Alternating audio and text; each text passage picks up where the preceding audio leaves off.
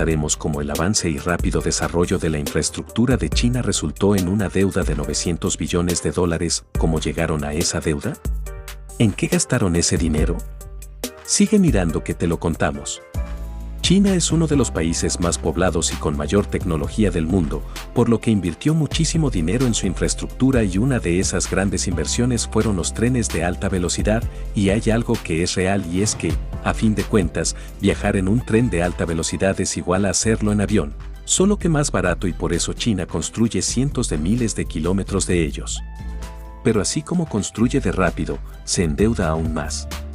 Hace unos meses, la deuda oficial de China National Railway Corporation, la CNR, que es la empresa estatal nacional encargada de construir la mitad de los trenes rápidos en el país, era de 900.000 millones de dólares.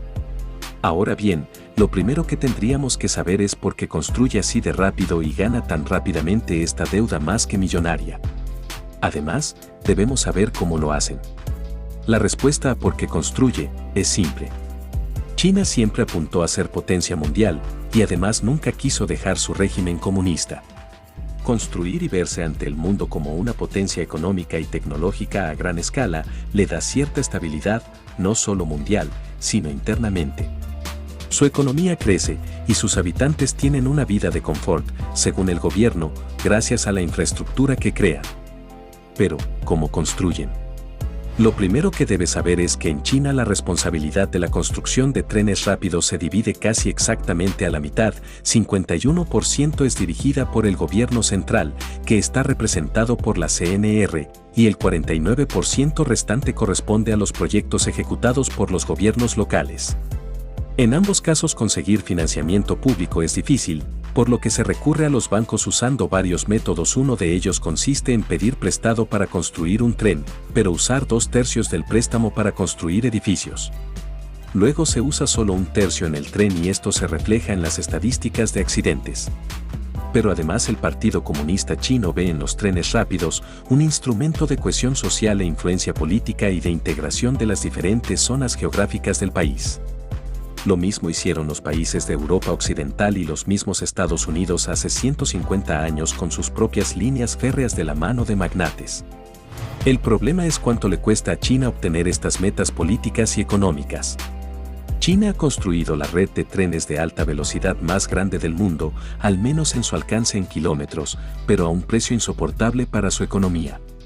Si le das un vistazo a un mapa chino, verás que su red ferroviaria de trenes de alta velocidad cubre el 80% de sus ciudades más grandes. Claro, en este mapa también verías que esta infraestructura copa el este del país como todo el desarrollo chino que se asienta en todas las regiones y en especial en las ciudades costeras.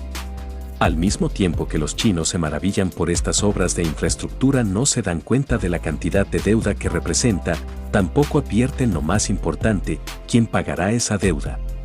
En abril de 2021 la CNR reveló su situación financiera del año anterior, que incluye una pérdida de 55.500 millones de yuanes u 8.700 millones de dólares.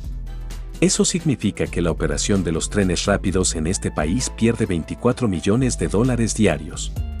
Para que te hagas una idea, ninguna otra compañía de su tipo en el mundo pierde tanto. En realidad, no se sabe exactamente si los datos que dan son ciertos, por lo que nadie sabe cuál es la deuda real. Lo único cierto es que está a punto de colapsar China ante otras potencias mundiales. La realidad es que durante el siglo XX, Estados Unidos era el país que más construía y que más innovaciones producía rápidamente. Pero en este siglo se fue rezagando. La burocracia que existe en Norteamérica es tan grande que imposibilita las grandes construcciones. Es que hay grandes inversiones, pero el papeleo es tanto y tan riguroso, que para cuando logran tener todo en orden, el precio se multiplicó, triplicó y hasta llega a ser imposible realizarlo. Hablando en términos de modernización o actualización, Estados Unidos ha quedado muy atrás en infraestructura. Sus creaciones ya no son iguales, mucho menos ostentosas como lo fueron sus rascacielos.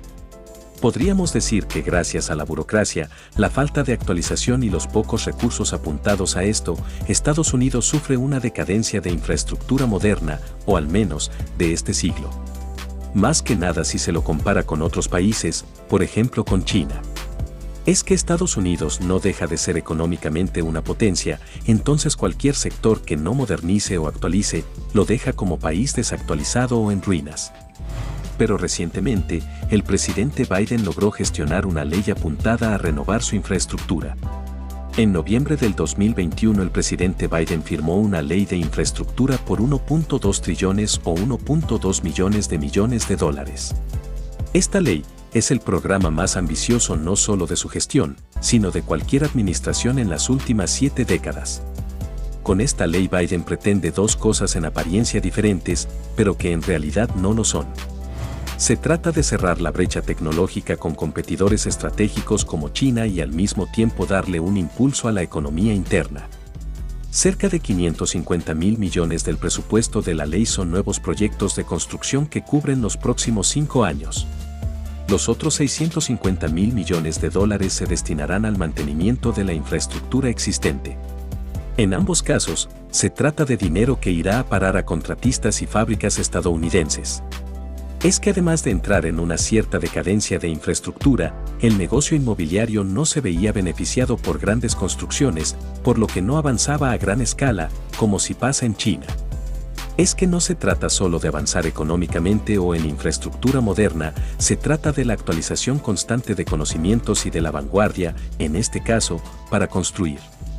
Dejar ese mercado de lado, y además obstaculizarlo con burocracia, hace que se retrase la creatividad y la actualidad no solo de los edificios y construcciones, sino del comercio de la construcción. Esa es la parte beneficiosa de la ley, pero algunos analistas le critican que la inversión no es suficiente para mejorar toda la infraestructura del país. A diferencia de Estados Unidos, China sí construye de todo y muy rápido. Tal vez no lo creas, pero hace 2 décadas China no tenía ni un solo tren moderno. Ahora, según recoge la CNN, no menos de 37.900 kilómetros de trenes rápidos cruzan el país.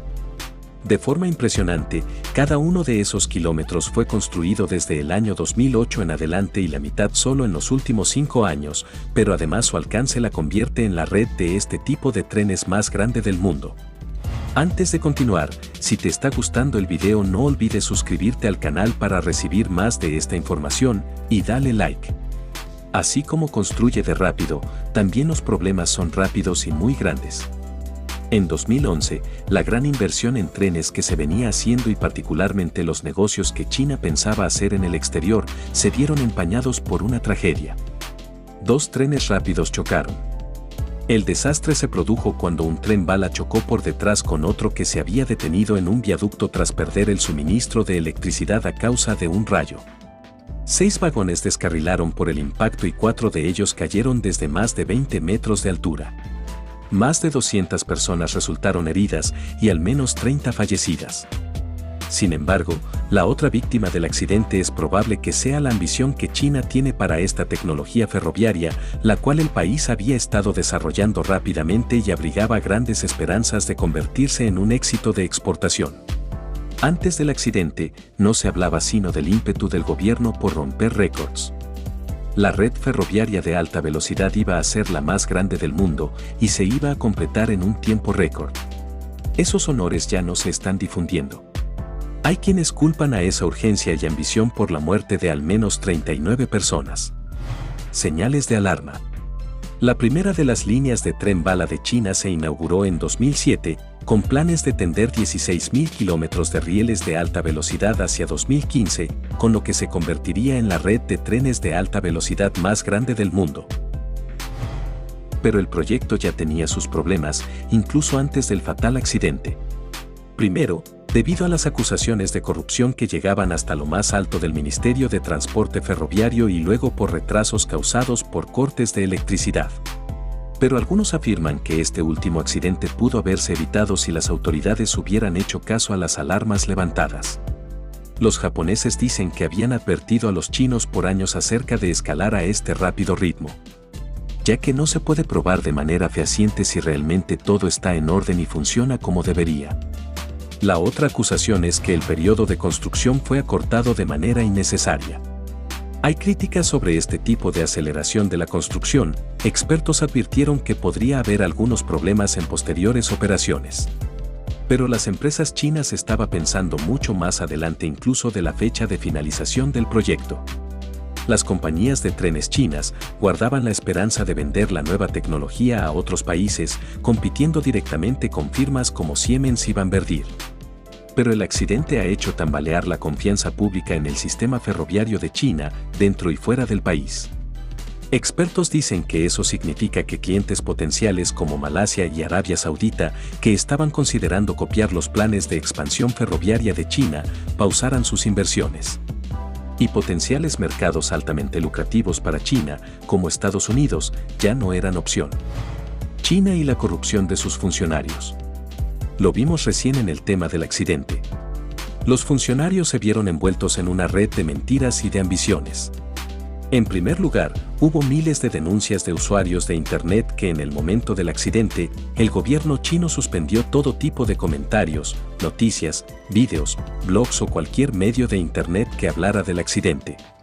Además, se supo que la policía y los recursos de investigación fueron prohibidos por el gobierno para que realicen su trabajo y solamente se permitió dar la versión oficial. Por lo que no hubo investigación. Pero el accidente no es el único momento en que los funcionarios chinos fueron corruptos. Como los trenes rápidos están en el centro de la obra pública china, entonces la corrupción también se exacerba en ellos.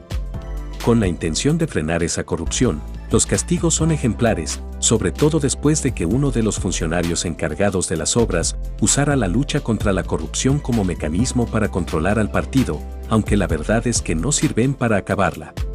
El caso más emblemático fue el del jefe de ingeniería del desbandado Ministerio de Trenes chinos, acusado de cobrar sobornos por $7.7 millones durante 11 años.